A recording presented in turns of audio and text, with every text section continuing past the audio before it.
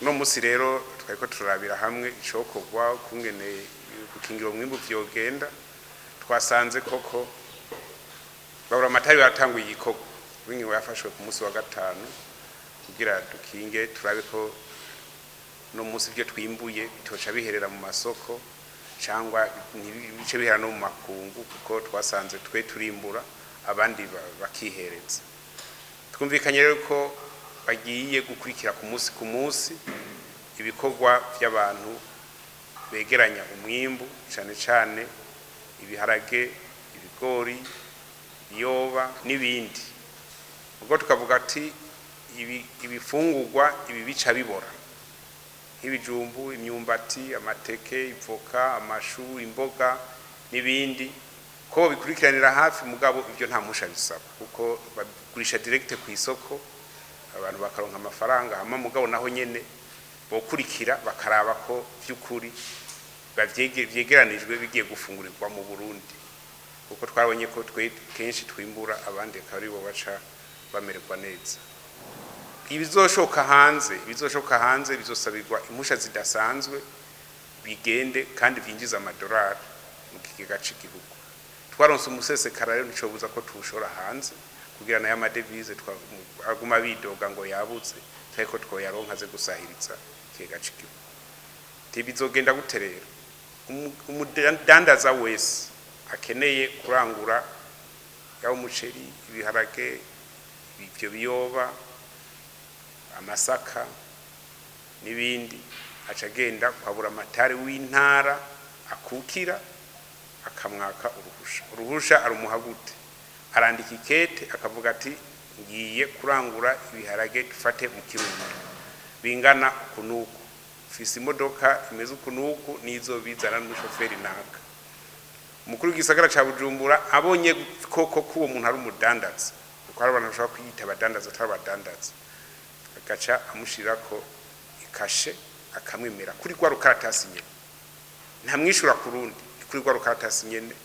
aca amushirako akora akamwemerera agaca agenda yageye kubitora navuze akararo ko mu Kirundo ashitseho naho Buramatari wo mu Kirundo aca nawe amushirako ikashe na signature yo kwemera ko agenda kuvyegeranya cyumvikana ko nta nyishu yindi aza kumuha bose basinya kuri gwa rukaratasi rumwe niho inyamiramabi n'abandi bose bazogenda bakontora baraba yuko ari byo cyangwa atari byo ivyo rero biraba abadandaza abagura ibyo gufungura ukene ibiro 200 ibiro 30 ibiro 40 eka yo n'umuntu ashobora kuba yifise akagura ibiri jana cyangwa afise nk'urubanza ivyo ntibimuraba ivyo biraba abadandaza kandi abadandaza nabo barazi kungene bigenda natwebwe turiko turabona ati uyu muntu ibi atwaye sivyo agiye gufungura mu muryango nivyo agiye kudandaza dushaka kumenya umwimbu dufise mu gihugu kungene ungana ukeneye gukingira umwimbu wacu kugira ntihagire abasubira kuducamo muca mu ryahumye dusange bawujanye mu mahanga tutabizi gukinga abo twokwita abakomisiyoneri bikika hagati y'abarimyi bakaja kwegeranya umwimbu bagaca wunyegeza imwe bita spéculation mu Gifaransa bakavuga ngo reka turindire ngo vyihibeye